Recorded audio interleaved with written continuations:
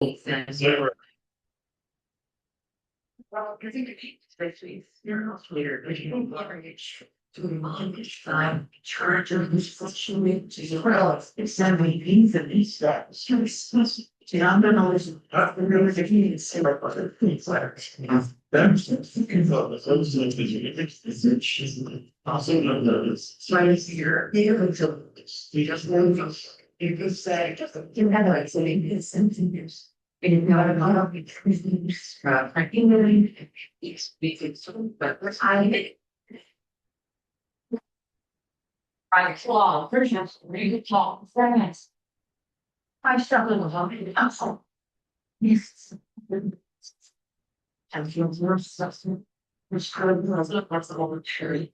And God, you need a new one. You breathe, and then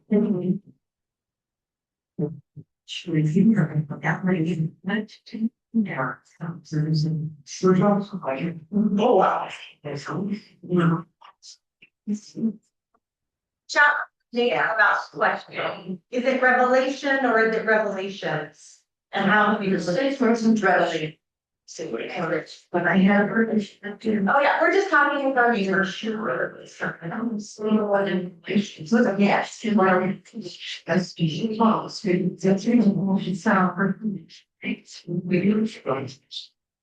Since that working.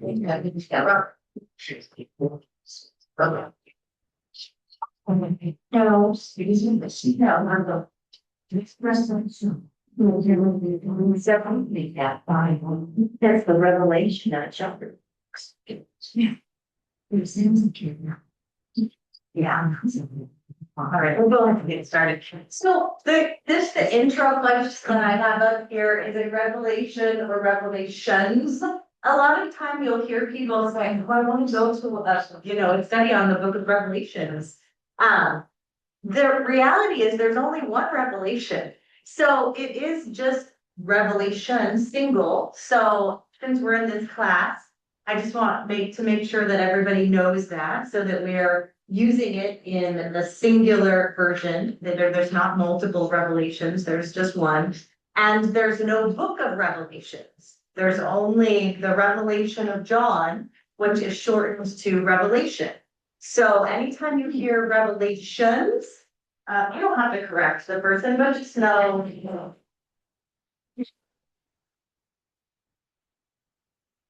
Just not, let's just. So we'll clear up that right away. All right, so as we get started, I know there's a lot of questions that are gonna come up in class. And I just wanna be honest, we're probably not gonna get to all of them. We are going to keep this class going through all of January. So Marlis Erickson right here, the green sweater, is our adult education elder. And when we had this first conversation, we thought, well, let's do two different versions of Revelation. We'll teach it in two different increments. We'll do a November version, and then we'll do a version that's earlier in 2026. But the November version obviously got canceled because of family emergencies. And so we're just going to condense it all together here in January. And so throughout the month of January, we'll meet here at 9:30. And I'm going to continue to try to record this meeting. So if you're not able to join us, you can at least maybe catch up through the recording if that's something that you'd like to do. So that's our goal as we make our way through the month. But I know there's a lot of questions about the book of Revelation, and like I said, we'll try to get to them, but we might not answer all of them. And to just also be honest, you might not be satisfied with some of the answers that we come to. And that's okay too. So we'll just kind of continue to walk through this book and see what happens. So I'm going to use, this is actually my computer that has the slides. This is the computer that's recording things. So I'll continue to walk over to the next one. Wow.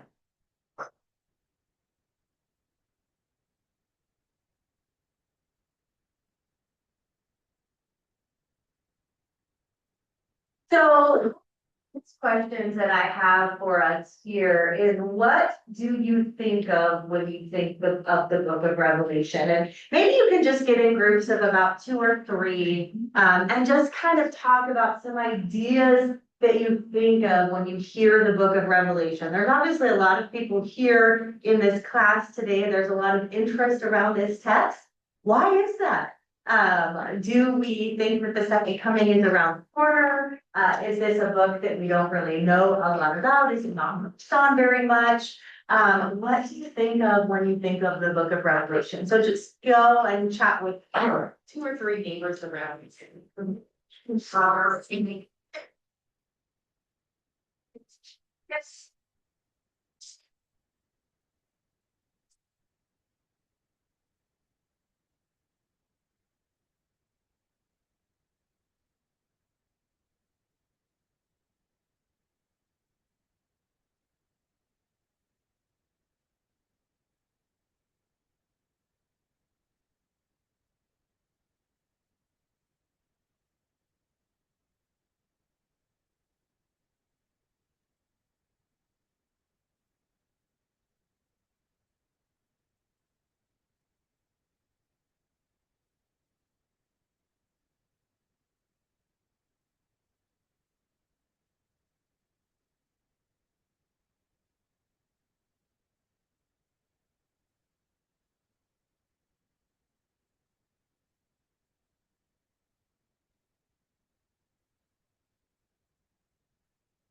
Yeah.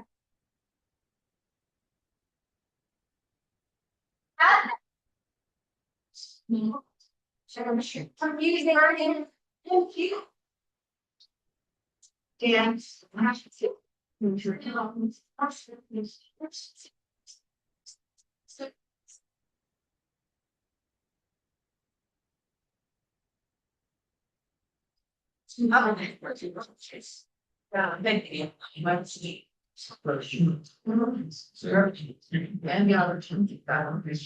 That, yeah. We have the 4 horsemen. We have the colors and the imagery. We have confusing imagery. What up? Time. Oh yeah, that's right. That came up a lot. End time. It's also encouragement to the churches. End of times. All right, so encouragement to churches. Scary. Scary. Yeah, we're just throwing out ideas that we at first think of when we think of Revelation. We're not really getting into the nitty gritty here. So just kind of throwing some things on the table. When is this all gonna happen? When or what or both what? Right. Yeah. When what is going to happen? What to the meal? What is continuing? He says if Satan is around again and everything's terrible. What does this mean? That's the biggest question usually that we're struggling with when we come to the book of Revelation. So as we make way through, and we're definitely not going to get to the 4 horsemen today. No, because those are later on in the book, right? So we'll get to those maybe on classes 2 or 3. But today we're just going to get through those first few chapters where we look at the 7 letters of the 7 churches, because that's going to set the tone for how it is that we understand the rest of the text. And keep in mind that this letter, this revelation, that was given to John, we think, and we're going to talk more about that in a second, but it was given for the churches. It wasn't given for the media. It wasn't given to sort of warn about, what the next generation was going to have to do. It was really given to the people of that time to serve as encouragement, and maybe also to serve as a warning or a cautionary tale. Maybe we'll decide if that's what comes. But that's where we're going to get started. So The objectives of our course, as we make our way through it, is that we are going to gain a better understanding of the historical context. So we really want to start to understand what was happening in the history of that time when the book of Revelation was written, and when it was circulated, because that is going to help us understand just what the people of faith were kind of going through. We want to gain a stronger understanding of the themes of the text.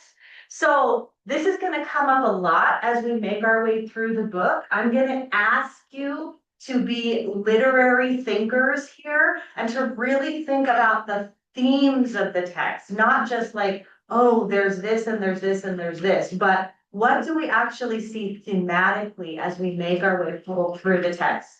That's going to be one of the big questions. And then I want everybody to become more confident in understanding how the book of Revelation connects to your Christian life. Because I'm just going to take a quick survey. Has anybody experienced the book of Revelation to be personally fulfilling to them spiritually? Like, you know, a lot of times we look to the Psalms, we look to the book of John, we look to things like that. Has anybody said, oh, I look to the book of Revelation? Right. So if we do more about it, then we might actually drop Revelation during times of trial and during times when we need that spiritual sort of exhortation within our own life. We might be able to drop. So those are our goals as we make our way through the text today. So you might not be able to read this. I'm sorry. I can figure out how to circulate these slides and maybe even do a piece of a packet. But I had to fit all of this on one slide so that I did all of this information out for me. So there is some disagreement about the date of the authorship. So some people will say for sure it was written here, for sure it was written here. The reality is that we have some sense of disagreement there. But most of the scholars agree that the book of Revelation was written between 54 AD and 96 AD. So it was written quite, compared to the history of the church, it's quite early. It's not a late text. It's one of the earliest Christian texts that we have, believe it or not. And it was circulated among the early church, not widely, but within some folks within the early church. And it was, like I said, following the reign of Nero and maybe during the reign of Domitian. So does anybody here have any understanding of who Nero and Domitian were? Just quick survey. Okay, so we've got a little bit of Nero. Never heard of Domitian. A lot of, yeah, so there's a lot of questions about what exactly was happening. This is great. That's why we want to sort of set the context. Oh, okay, thank you. This is why we want to set the context. I want you to get a little bit more confident about what was going on during that first century, because it's going to help you so much to make sense of the later text as well. So the first organized, I'm going to come back to explaining who Domitian is in just a second, but I just want to say a little bit more about the context of when Revelation was written. So the first organized persecution of the Christians, like you were talking about, Sparky, that's not yours. Yes, it is. Okay, I was like, oh. Okay, thank you.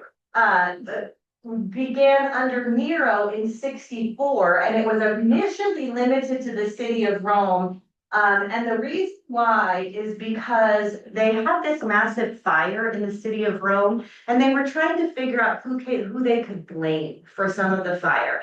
And the Christians were just sort of well known enough for people to be able to scapegoat them, but not so well known that they had enough political power or anything like that. So there was some organized persecution around the Christians during the time of Nero. So he started these kind of things. And, you know, we have a lot of mythology about what that looked like. A lot of times we think now that when in order to be a Christian in the first century, it was kind of scary and you were gonna get thrown into the lions, and people were gonna attack you, and you didn't have a lot of freedom and all of that sort of thing. So it was really a lot more complex than that. So if you kind of put yourself into the shoes of maybe a minority within the United States, you'll notice, or if you can just imagine that for a second, and I recognize that that's hard for us, but just to kind of think about it, there are things that you can do quite freely. Like you might be able to go to the grocery store, you might be able to go to the market, you might be able to actually kind of live your life and raise your family just fine. But then if somebody causes a little bit too much trouble and gets you on the radar of like some of the police officers in the area, you might get a little nervous because then you might think, I better, calm down and not get into too much trouble because this person is then going to come and get me. And that's what it was like for the early Christians. So it's not like people were targeting them. They didn't have big targets on their back, but they were a group that nobody really understood. Nobody really kind of had a great understanding of who they are, of what they were all about. There were a lot of things circulating about how they worshipped that were quite concerning to the first century world. So they weren't really popular. They weren't completely scapegoated all the way. There was a little bit of a mix. And I want to say that because even under Nero, things were challenging for the Christians. There were times when things sort of got a little bit more heated and they were more persecuted, but then it would calm down and then they wouldn't be as persecuted. And they weren't the only groups persecuted, by the way. There were other groups that were also in that area of persecution. But when we went from Nero to Domitian, he was the next emperor from 81 to 98. And he really wanted complete control of the Roman Empire in the sense that he wanted there to be emperor worship. Now, emperor worship was always a thing. It was never not a thing. But some emperors were a little bit more lenient with how it was practiced. They would, if you just kind of, went about your business and gave the emperor the taxes, that was good enough, right? But then every once in a while, you would have an emperor that would say, I actually want a lot more control. And because you think about it, Rome is expanding too. So when you have expanded territories, how do you get everybody on the same page? You've got to have some uniformity among this large empire. Otherwise, you're going to have complete chaos. So when Domitian comes on the scene in 81, he makes failure to honor the emperor as a god a political and punishable offense. And this is a significant change in how things have operated within the first century. And how it gets enforced is going to be a little bit different too. It's going to be challenging for some of these outlying areas to try to figure out how exactly do they enforce this. So they're figuring all of this out, but this is the big shift that happens. So again, Christians are persecuted, but maybe it's just along the edges under Nero. They become a little bit more scapegoated during the fire of Rome because they're trying to figure out who they can blame something on. But then when we have the next emperor, and that's Domitian, things really start to change.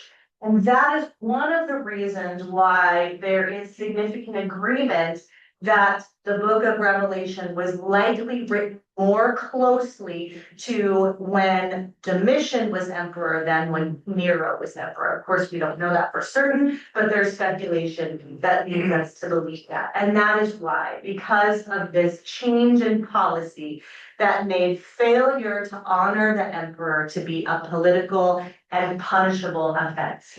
And so Domitian utilized religious charges for the purpose of eliminating people. And he, like all of the Roman emperors, was extremely violent and cunning, and he had his cousin executed and his niece banished. So none of them were nice, but that just gives you a picture of what we're dealing with here. So that's the context, or that's a very broad scope of the context as we start to get into it, okay? The next thing I want us to understand is the style. And this is where I kind of want you to put your literary hat on for just a second. So the book of Revelation is considered apocalyptic writing. Apocalyptic writing. And it's the only apocalyptic text that we have in the New Testament. Now, does anybody know what our other apocalyptic texts are in the Old Testament? Daniel, that's right. And we have some apocalyptic literature in Ezekiel, that's right. Yeah. So you'll see some of this writing in Daniel and Ezekiel, but it's especially in the book of Daniel.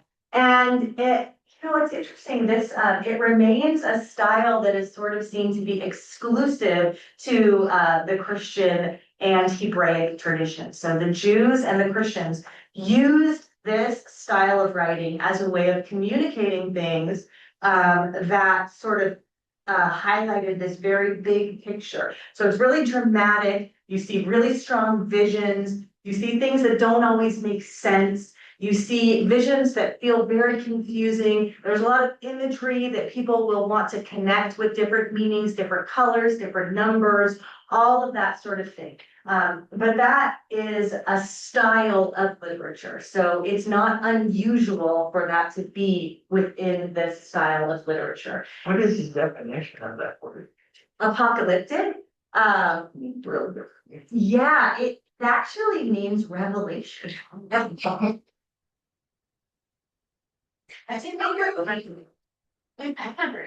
Yeah, to be revealed. So it sort of hints at the idea that maybe there's something hidden and the text provides a way to reveal that which is hidden. Yeah, yeah. So it's kind of revealing something that is hidden.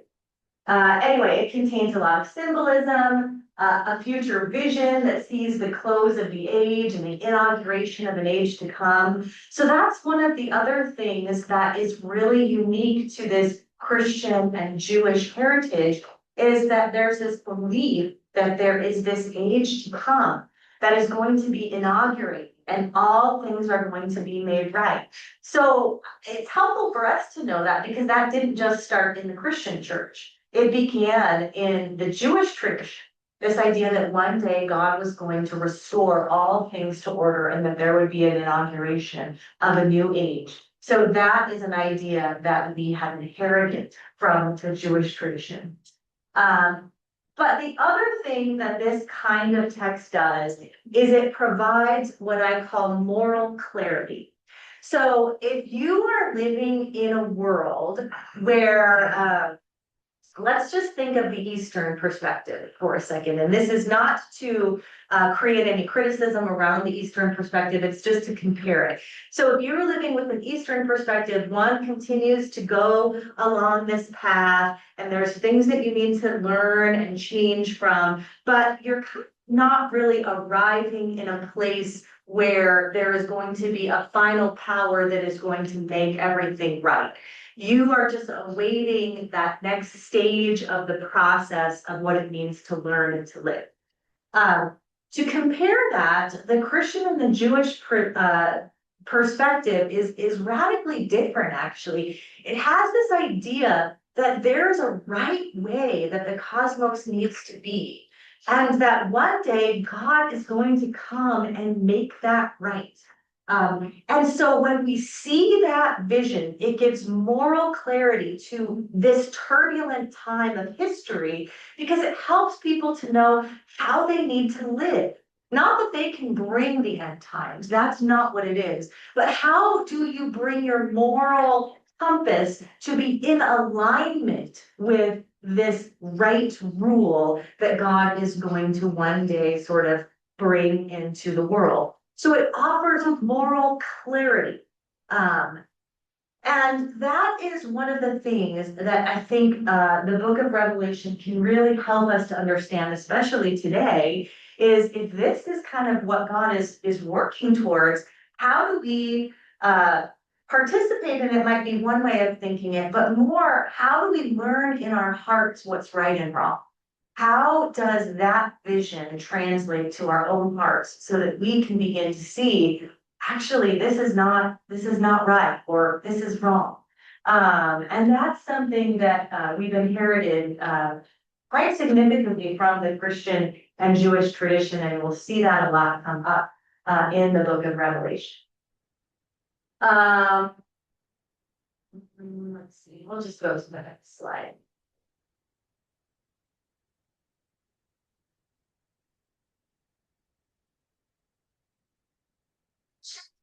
This because it will perhaps make eyes glaze over just a little bit, but what to help us get here is that there are different ways of interpreting Revelation. And likely everyone in this room has heard some of those interpretations from different communities of faith, from different people, from different conversations, and likely you've developed some of your own opinions around what you think the book of Revelation means. So I'm just going to go through these really quickly, not from, and again, you don't have to remember this, but it's more just to help you understand that there's different ways of understanding. So, there is this whole idea called the contemporary historical understanding, which means that all we do is understand it from that first century lens. We don't think about what it means in the current day and age. We don't think about what it means for history. We just think about what it means for that particular context, and that's it. And then there's this historicist way of reading the book of Revelation, and that's that you read it as sort of a forecast for what is going to happen within the end times of your own day and age, right? It's actually very interesting to think about the course of history because different communities have interpreted the book of Revelation to mean specific things within their chapter of history, right? So they might say, this is Rome, this is Nero, because of exactly what was happening in their time. Yes. Yeah, a good example of that is how Lindsay's the late great planet Earth. Yeah, so we're gonna say more about that in just a second, but yeah, and just Marsha's are bringing that up. Then another way of reading it would be called the eschatological way of reading it, which means that it doesn't have to do with the first century at all. It's really just given to us so that we can understand the last days of history. And Marsha, that kind of illuminates what you were talking about. Right. Getting just that sense of here's what's going to happen with the Holy Land, here's what's going to happen with the Middle East, and you really get kind of this map of what is going to happen in the last days of history. And then there's a timeless symbolic way of reading it, which means that it doesn't deal with specific events. It just represents principles about how God acts in history. And so you're much less likely to kind of get into the weeds. You're just saying these are the themes and these are sort of the moral arcs that we can see within the book. And that's what it's teaching us. So I want you to take a little break from listening to me, chat with your neighbor next to you, and just talk about, have you heard any of these interpretations in your experience within the church? Which one do you resonate with the most? You can always change your mind, but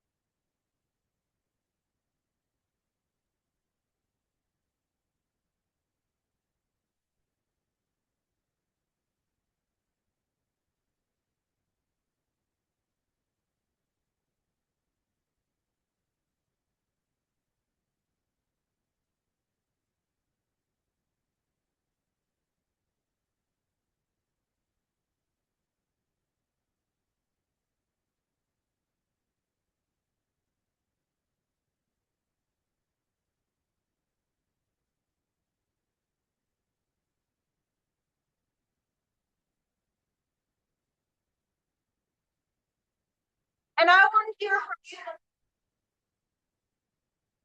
So, and again, I'm just gonna ask people to kind of shout out, but share with me some ways that you've heard Revelation interpreted, or some, yeah, we'll just start with that. Out of those 4 themes, what are some ways that you've heard it? I've heard every one. You've heard every one over 3. Okay, so it comes up in multiple ways. That's really helpful. You have to have 4 different explanations of one thing. What do you have? Right, so then sometimes people will actually use all 4 of them in their understanding. Yeah. Yeah, you have confusion. Yeah, great, it's true. Other comments, so confusion when we have all 4 of those ways of interpreting together on one time. Yes, Marcia. Yeah, we were just talking about the 70s, Yes. and during that time, I remember when the Baptists and the Catholic Church were pointing fingers at each other in relationship to the Revelation, and how the Baptists were saying a whore of Babylon is the Catholics Right. riding on the Pope or something like these crazy ideas. Right. And I mean, I just thought they were all funny. Yeah. People would come up with these weird ideas. Right. About these different denominations. Right. And just like that time, I'm into Christians and this. Yes. Yeah, so Baptists sort of pointing fingers at Catholics, saying that this is an image in the book of Revelation, the Pope is the whore of Babylon, or something like that. Yeah. Something like that. Great. Okay. Yeah, let's get all of those things on the table. Other things that we've heard. That's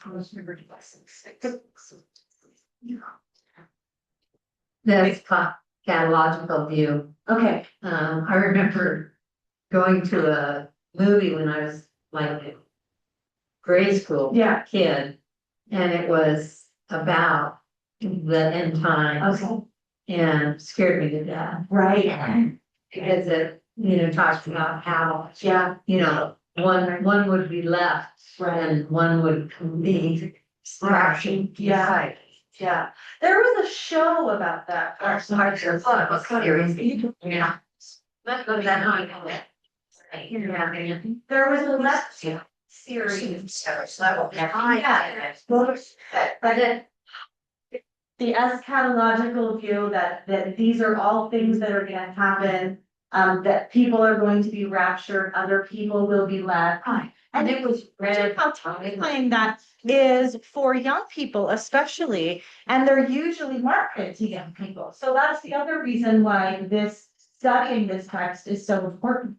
Because we want to be grounded in how we understand it, so that we can provide a counter discussion point when we come to into those kinds of situations. Yes. Another view that I've heard is the historicist, specifically looking at the 7 churches where that I think 3 of the churches now disappeared, and in our time we were taught that Thyatira was the Catholic Church, and Philadelphia was the perfect church, which we were, and that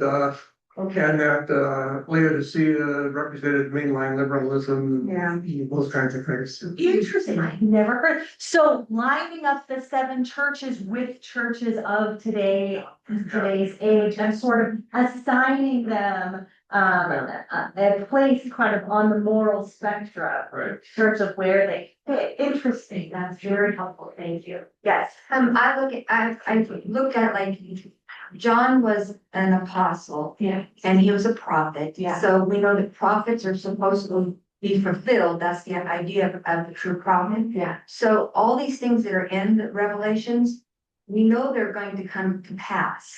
And as we look at them today, we try to put our images of today on them for better understanding, and seeing that where we are as human beings, where we are in this path to God's end.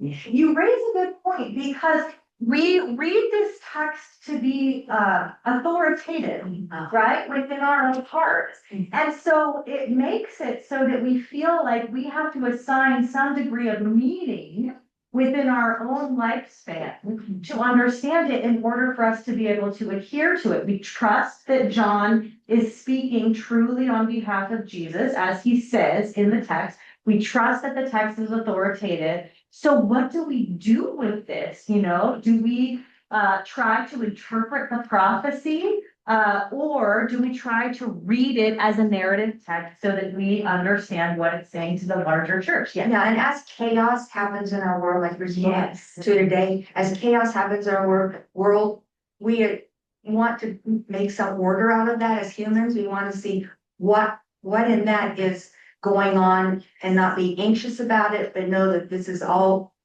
to pass. We know that this is how it's supposed to happen. God has his hand in it. But it's hard not to try to determine, is this what's going on or is that what's going on? We get kind of wrapped up in that, trying to put labels and identifying things. Yes, so chaos and anxiety sort of breeds a little bit more confusion. And you can imagine that the early church was confused as well, because here they are living during the time of Domitian, trying to figure out what do they do with this whole idea of emperor worship? Do they do it? Do they not do it? How do they live in these different places? And what does the book of Revelation say to them? So I say that because I think every church has struggled with the questions that you have raised. It's not like the first century church got this text and they were like, oh, we totally know what this means. Like no church has rejected this letter and has said, oh, we totally know what this means. Yeah. What's the difference in your mind between prophecy and apocalyptic? The difference between prophecy and It is prophecy several times. And when it comes to prophecy, there's a whole line of prophets in the Old Testament. So, that's a good question. Apocalyptic, I'm trying to use it, and I apologize if I've gotten it wrong, but I'm trying to use it as a literary genre that is often found within the prophets.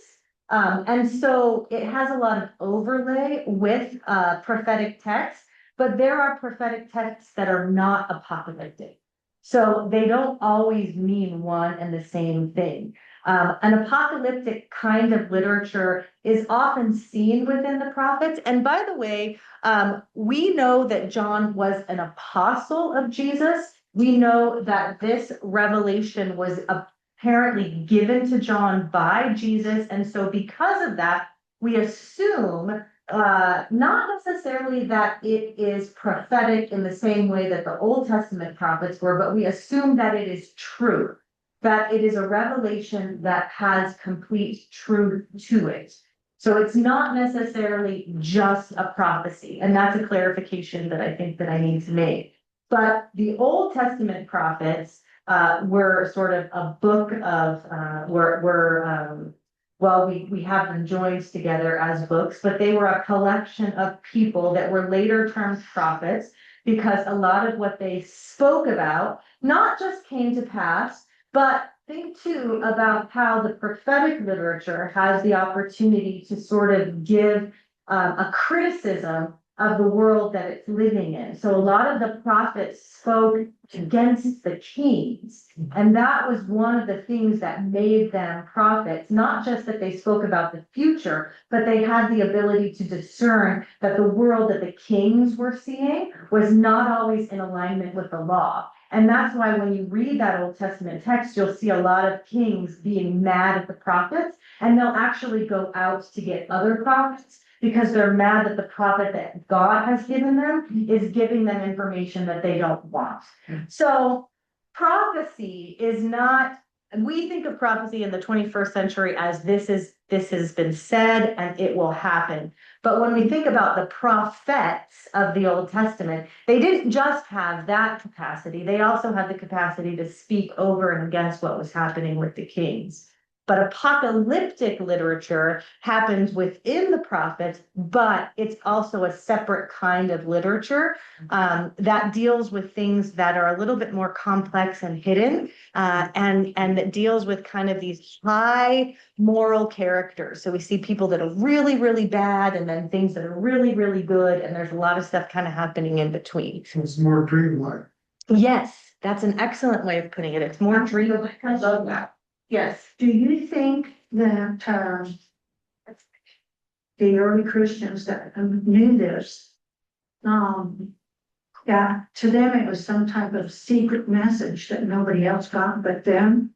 Like, when people sometimes would identify themselves as Christian, they'd like throw a fish in the dirt. Yeah, And that was like a secret message. that's a good question, and I'm gonna say a little bit about that, and then I'm gonna move us on, but let's keep coming back to that, Marcia, because in the early church, they had to deal with a lot of this whole secret thing, right?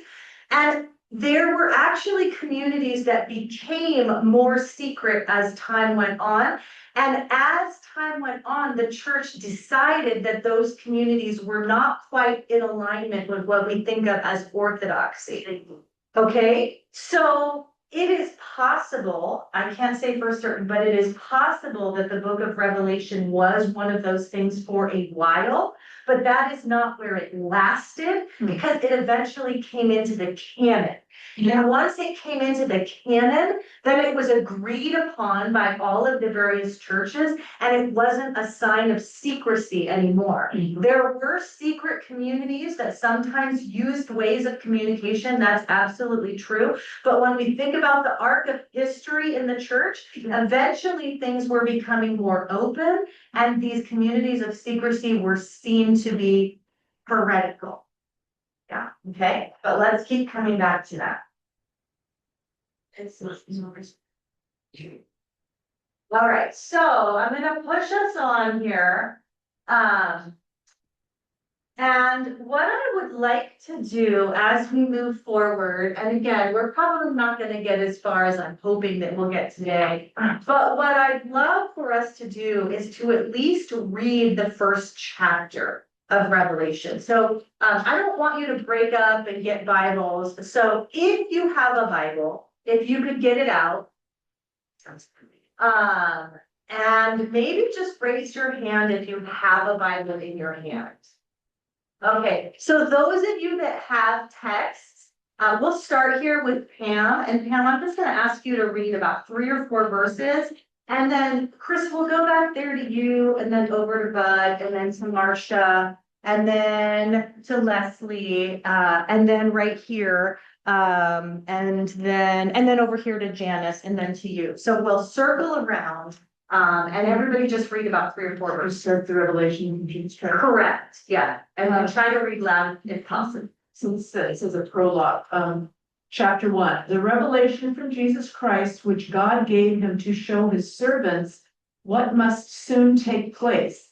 He made it known by sending his angel to his servant John, who testified to everything he saw, that is the word of God and the testimony of Jesus Christ. Blessed is the one who reads aloud the words of this prophecy, and blessed are those who hear it and take to heart what is written in it, because the time is near. Thank you. Chris, let's jump back to you. Verse 4. This letter is from John to the 7 churches in the province of Asia.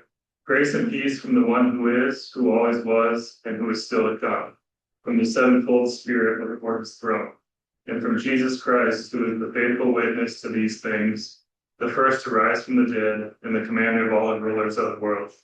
All praise to him who loves us and has freed us from our sins by shedding his blood for us.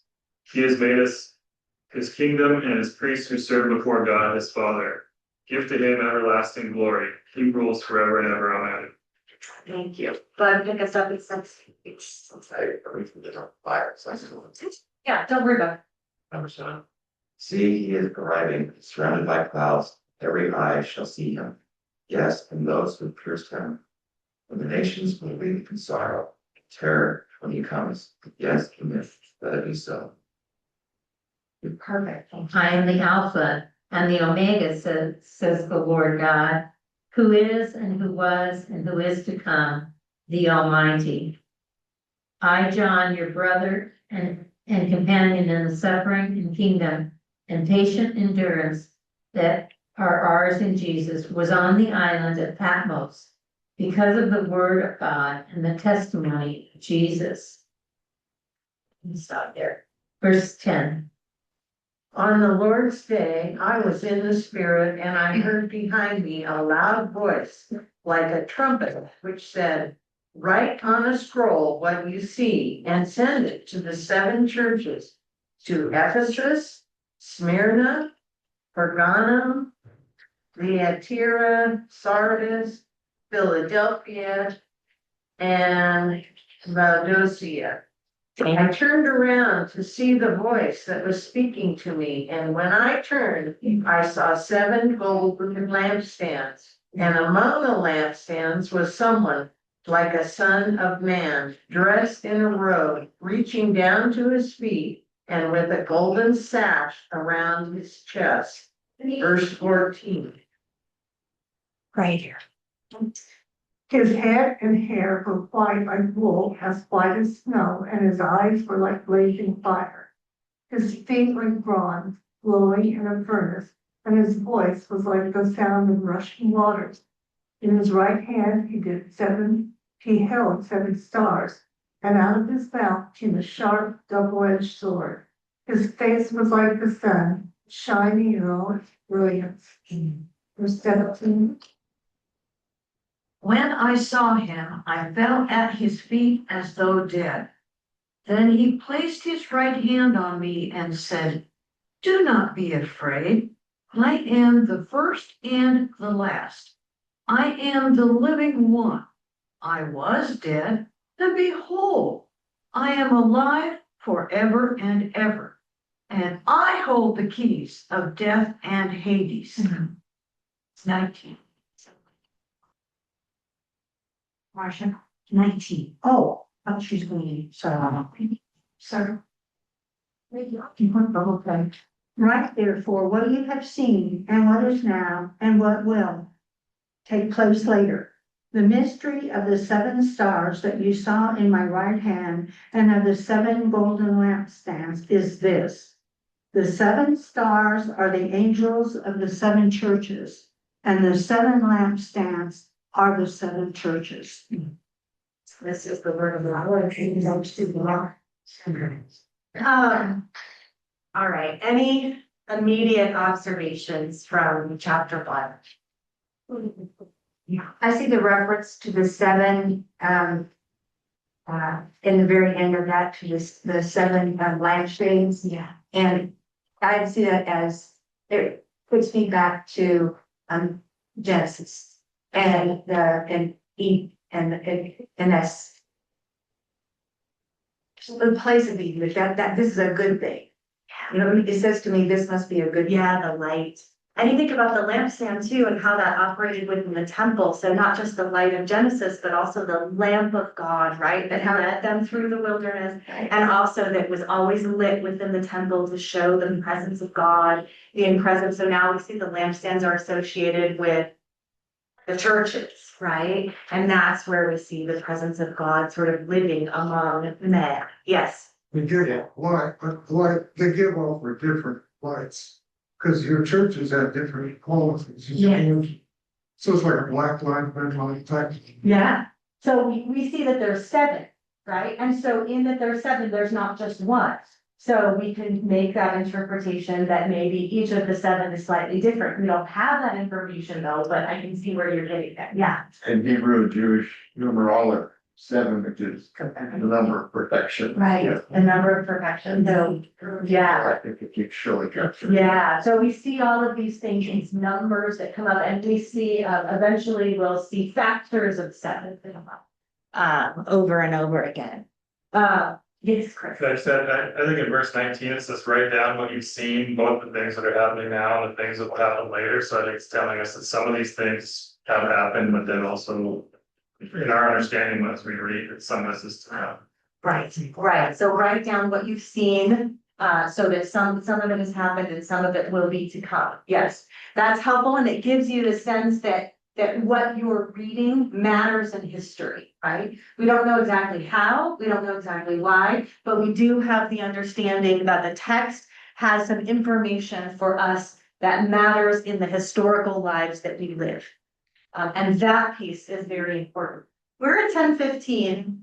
And so what I want to leave us with today is this this, mantra or this sort of guideline that I always use, because this is what I learned from Dr. Earl Palmer, who I studied under for many, many years. He's no longer with us, sadly, but his biggest sentence around the book of Revelation is lean is better than luxurious.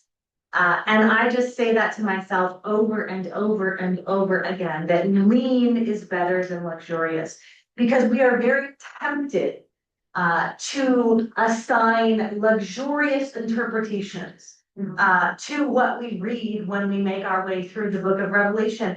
And those luxurious interpretations, they tend to feed upon our fears and our hopes, right? So both of them. And those weren't necessarily bad things, but when we come to the text, we're not coming to us.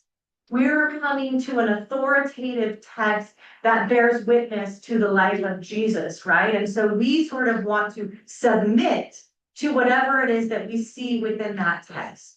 And so because of that, I think that it is always better to just tell yourself over and over and over again, lean is better than luxurious. Lean is better than luxurious.